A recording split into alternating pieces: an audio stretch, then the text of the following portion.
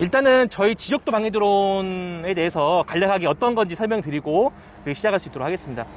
저희 지적도 방해 드론은 이 드론 안에 지적도가 들어있습니다. 뭐 당연한 얘기죠. 당연한 얘기인데, 단순히 들어있다가 아니고 전국에 약 1700만 개의 전, 답, 유, 과, 사실상 작물을 키우는 용도로 쓰는 모든 지적 데이터에 데이터가 들어있어요. 자, 지적도가 잘 맞는 것도 있고 잘 안 맞는 것도 있습니다. 오늘 먼저 시연할 이렇게 경지 정리가 되어 있는 논, 대부분의 경작지의 80% 이상 차지하죠. 이런 지역은 경지 정리가 정확히 돼서 내가 거의 수정할 것이 없습니다. 저희가 개발한 오토 GCS 앱 안에서 확인하고, 저 끝트리가 얼마나 갔는지 미리 보고, 필요하다면 수정도 할 수 있고, 할 수 있게 시스템이 되어 있습니다. 두 번째, 이 드론은 단순히 지적도를 넣어서 어디서부터 어디까지를 비행하도록 설정한 것 뿐만 아니라 기체 안에 RTK라는 장비가 들어가 있습니다. 단순히 GPS로 비행하지 않고요.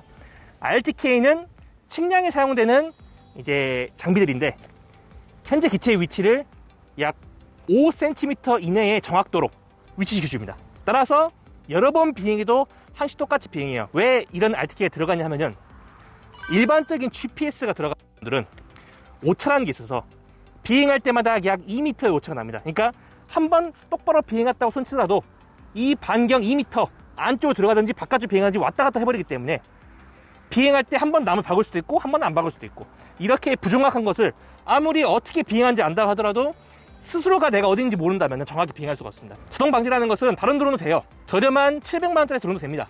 그런 자동 방지들이 어떻게 자동 방지 하냐면요, 먼저 드론을 어디서부터 어디까지가 논인지 또는 작물을 키우는 범위인지 비행해야 정도인지 내가 매핑 해줘야 된다. 다시 말하면 조종기 들고 논을 걷거나 드론을 날려서 드론을 찍거나 이런 일을 해야 되는데, 이런 일 자체가 내가 수동으로 비행하는 것보다 더 시간이 오래 걸리고 번잡하고, 그러다 보니까 사실상 안 써요. 다 수동으로 합니다. 주변에 도항지 하시는 분, 드론 하시는 분 다 물어보세요. 다 수동으로 해요.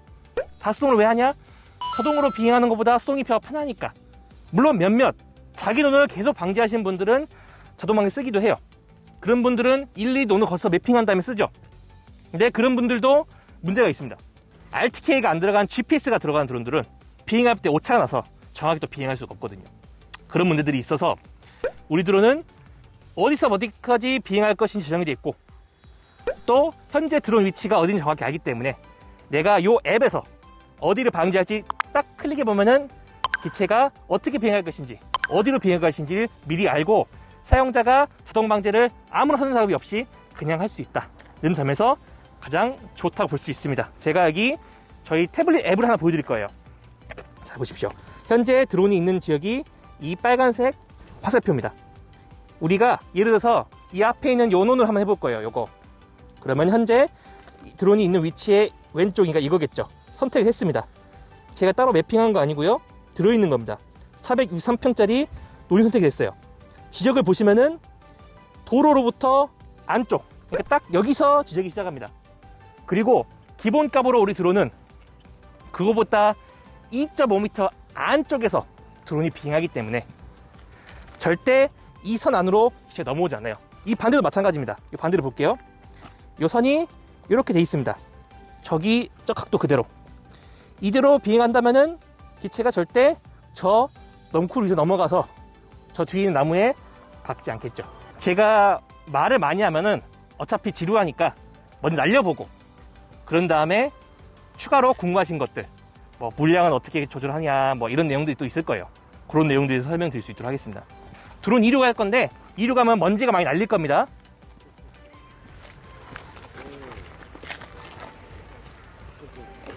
시동등.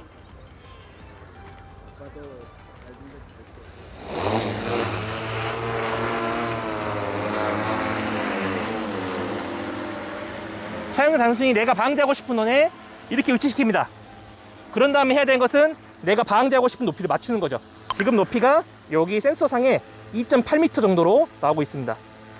이 상태에서 모두 스위치 가운데로, 자동방지 가운데로 놓으면은 이 태블릿상에서 현재 내가 위치한 이 논에 경로를 불러주게 됩니다. 지금 빨간색으로 나온 거 보시죠. 이게 내가 마음에 든다. 그러면 실행 키를 누르면 됩니다. 그럼 기체가 자동으로 가까운 모서리로 와서 이 인원을 외곽등에 따라서 분산하면서 먼저 다 돕니다. 그런 다음에 안쪽을 따라서 비행하게 되죠. 일반적인 수동 방지였다면은 내가 저 끝에 간지 안 간지 긴장하면서 잡고 있어야겠죠. 1시간은 합니다. 2시간, 3시간 해볼까요? 언젠가는 집중이 떨어져서 저 끝에 넘어가고 충돌하게 되는 경우가 많습니다.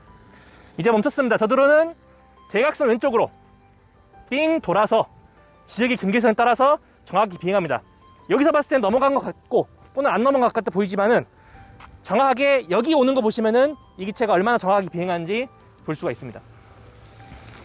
아, 그러면 이제 선택해놓으면 맨 처음에는 외곽 먼저 도는다는 얘기네? 그렇습니다. 그리고 이제 가운데를 방지한다. 채우는 거죠. 네.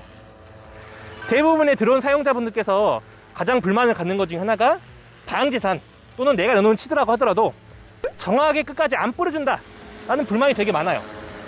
이 드론은 모서리부터 꼼꼼하게 쳐줍니다. 외곽선 다 뿌린 다음에 가운데를 빈자리를 채우고 갔다가 오면은 방지가 끝나요. 개체가 방지가 끝나면은 시작 지점, 방지 시작 지점으로 옵니다.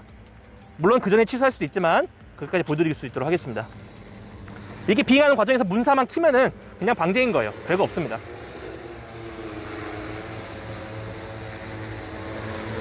대기.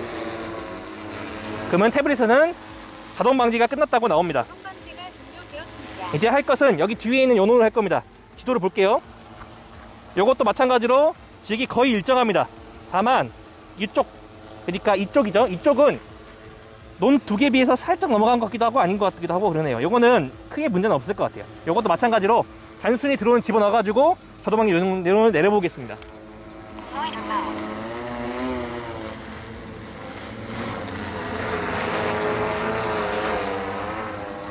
내가 방지하고 싶은 논에 적당히 위치시킵니다. 그리고 높이를 맞추죠. 지금 높이 2.8m입니다. 이 상태에서 마찬가지로 모두 스위치 가운데로 자동방지 가운데 두면은 드론이 현재 위치한 이 지역에 경로를 불러와 줍니다. 그래서 이 태블릿상에 보여줘요. 지금 승인받은 게 2.8m 높이에서 폭이 5m라는 거예요? 지금은 설정상 폭이 4m로 되어 있네요. 방지 폭은. 이거는 기본값이지만 원하는 대로 바꿀 수가 있습니다. 그리고 외부로 돌 땐 3.5m, 안은 5m로 기본값으로 되어 있고 원하시면 바꿀 수 있고요. 자, 이 862평짜리 시작하겠습니다. 자동으로 기체가 가까운 모서리로 먼저 이동합니다. 그런 다음에 모서리 따라서 먼저 비행해 줍니다.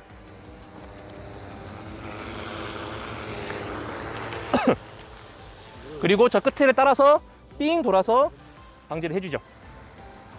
수동으로 방지하는 경우에는 자격증 다 해보셨지만은 똑바로 50m 보내는 것도 생각보다 쉽지는 않은 일입니다. 저 모서리에 멈춰가지고 돌아가는 일을 어떻게 사람이 할 수 있겠습니까? 똑똑하다, 똑똑하게. 설령 지적이 안 맞다고 하더라도 여기 나온 것처럼 내가 지적을 수정해서 끝에 다 붙이거나 움직이거나 하면은 그대로 또 비행합니다. 따라서 지적이 안 맞는 다랑이 논도 편집을 해서 모든 사용할 수가 있고요. 이 모든 작업이 제가 미리 와서 이 지적을 입력한 게 아니고 그냥 드론에 들어있는 거예요.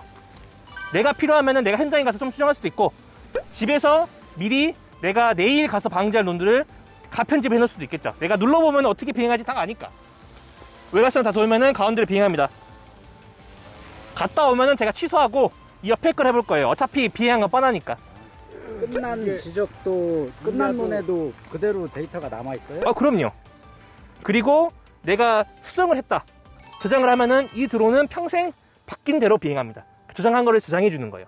이게 임야도 되나, 임야? 임야는 안 됩니다. 임야는 안 돼서 임야 같은 경우는 저희 기능 중에서 지적 생성이라는 기능이 있어요. 그걸 통해서 임야 그림에 맞춰서 논 모양에 맞춰서 맞춰주면 됩니다.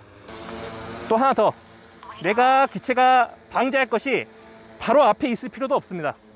저 멀리서 상관없어요. 나는 저 지적이 일정하다는 걸 알거든요. 그래서 드론을 저기 위치시킵니다. 고도를 맞춥니다. 지금 고도 2.7.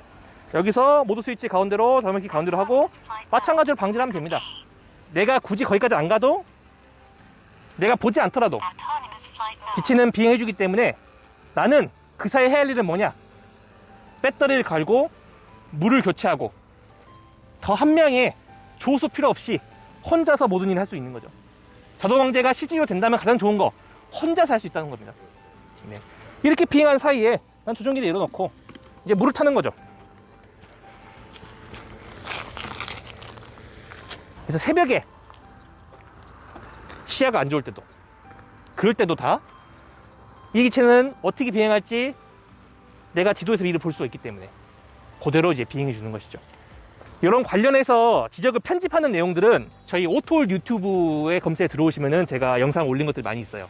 지르기 안 맞는 놈들 편집해가지고 지르기 맞게 비행하는 거, 이런 것들이 있기 때문에 이제 사용자가 원하시는 대로 할 수가 있습니다. 이제부터 제가 물을 넣고 분사를 해볼 겁니다. 드론을 제가 어떤 충식기에 뒤에다가 흙만이 날리니까 물러나세요. 물을 넣고 이제 해볼게요. 우리 기체 같은 경우는 이 태블릿을 보시면은 내가 지적을 선택하면은 현재 선택된 이 면적에 몇 리터 물이 들어갈 것이라고 나와 있습니다.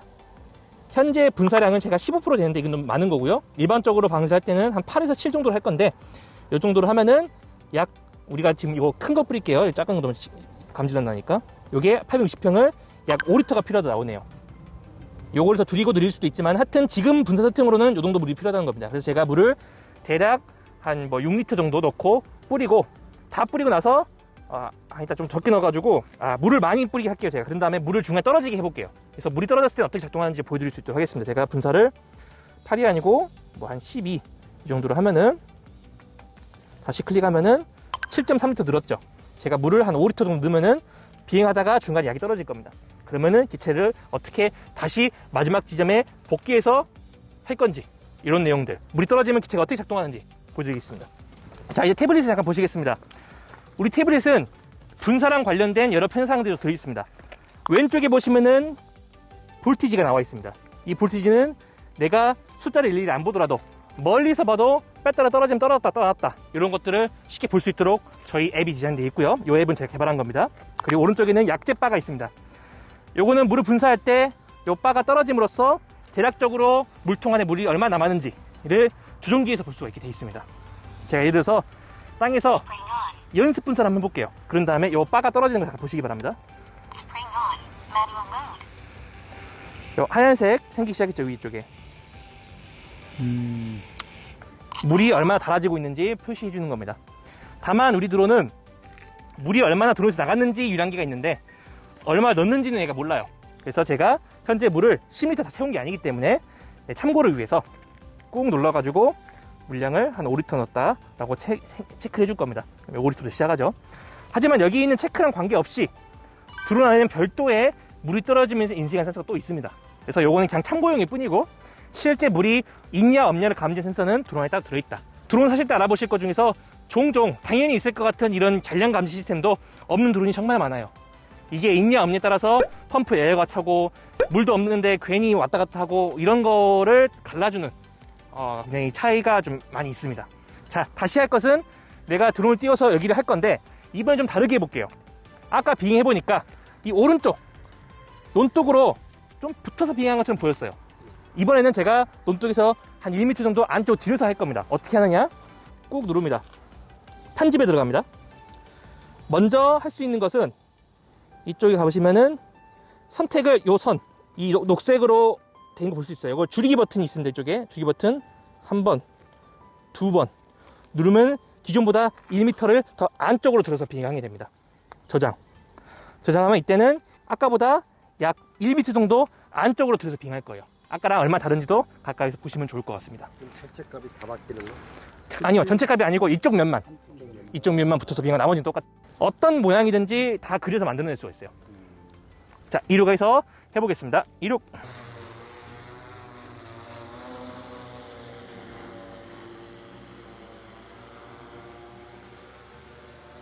마찬가지 사용하자는 적당한 위치 위에 드론이 위치시고 모드 스위치 가운데로 자율방개 가운데까지 넣습니다. 그러면은 이 태블릿 앱에서 현재 내가 선택한 이 논 841평짜리에서 경로가 로딩이 될 거예요. 나왔죠? 이 경로가 나 마음에 든다.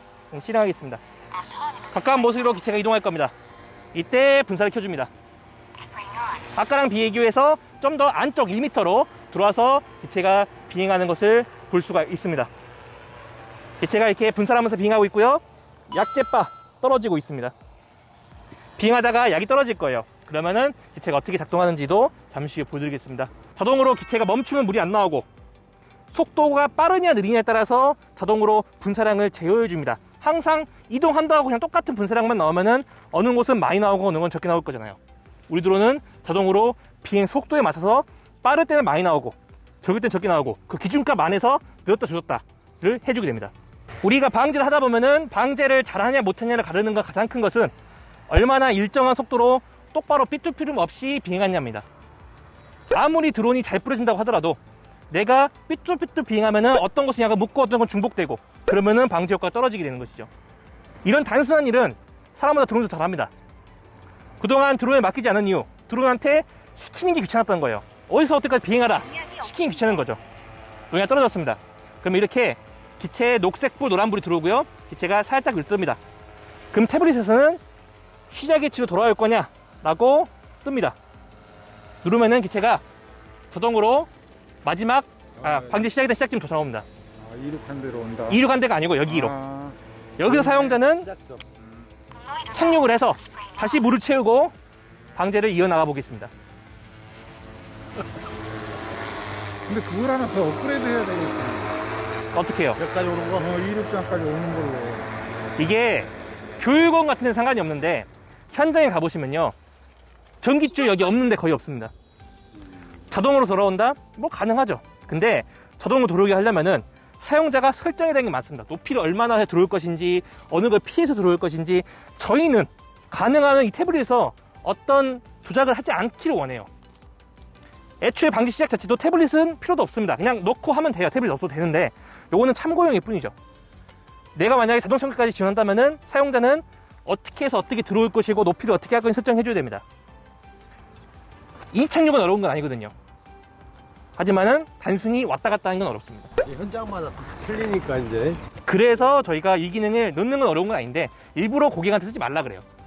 리턴 투어는 초보자한테는 정말 안 좋습니다. 어느 정도 익숙해지면 그냥 수동에서 착륙하기 더 편하고요. 그러니까 그런 거 의지하지 말라는 뜻입니다. 물 채워 다시 하겠습니다. 만약에 우리 드론에 약재를 감지한 센서가 없었다면 분명히 드론에 에어가 찼을 겁니다. 에어라는 것은 물이 없는데 펌프가 작동하면은 안에 에어가 차서 다시 켰을 때 물이 안 나오는 증상을 말하는 거죠. 하지만 우리 드론은 물이 다 떨어지기 전에 미리 기체가 약 떨어짐을 인식해서 펌프를 멈춰주고 자동방에서 멈춰줍니다. 그리고 사람한테 알려주죠. 조금 약재를 남긴다는. 조금 남겨요. 한 200ml 정도 이내로. 바로 물이 나오잖아. 잘 나오니까 기체는 이륙해가지고 다시 아까 치다 만 거 다시 해보겠습니다. 그래서 사용자가 할 일은 물을 넣고 이륙해서 내가 방지하던 논에 적당히 위치시킵니다.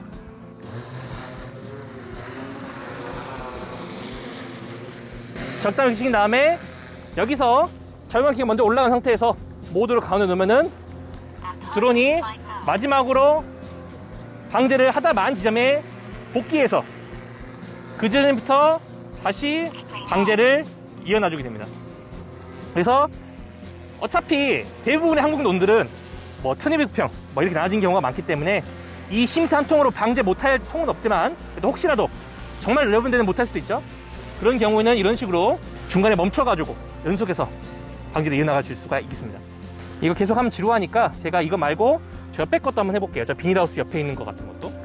내가 자동 방제를 하다가 어떤 이유가 있어서 또는 위험할지도 몰라서 멈추고 싶다. 그러면은 이 모드 스위치를 내리면은 즉시 드론이 멈춥니다. 수동이에요 이제. 그러면 내가 날려가지고 뭐 다음 방제하고 싶은 곳이나 착륙하고 싶은 곳이나 이쪽으로 옮기면 되겠습니다.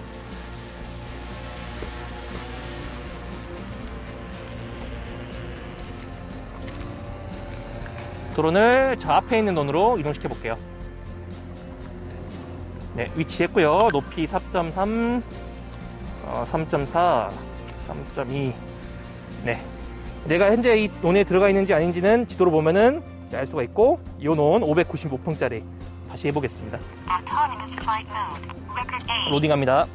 됐습니다. 시작. 그러면 가까운 모서리로 드론이 옵니다. 그리고 방제를 시작해 주겠죠. 이게 조종기하고 저 기체하고 몇 미터까지 수신가요? 1km가 수신되는데 그래도 시야 범위 내에서 항상 운영하시길 권장드립니다. 아, 그래. 그게 법이고 그렇게 해야 됩니다. 그래서 이런 식으로 멀리 있는 것도 가까이 있는 것도 지적도 모양 그대로 이제 비행할 수 있다는 점이 있고, 이런 지적도 요 앱, 저희 앱 개발을 이제 이렇게 했는데, 요 앱에 대해서 추가로 궁금하신 점은 저희가 유튜브 오토홀드가 있으니까 거기서 올린 영상 중에서 지적을 편집한 영상들이 많이 있습니다. 그거 편집해서 어떻게 비행하는지 보여드린 영상이 있으니까 그런 걸 추가로 보시면은 도움이 될 것 같습니다.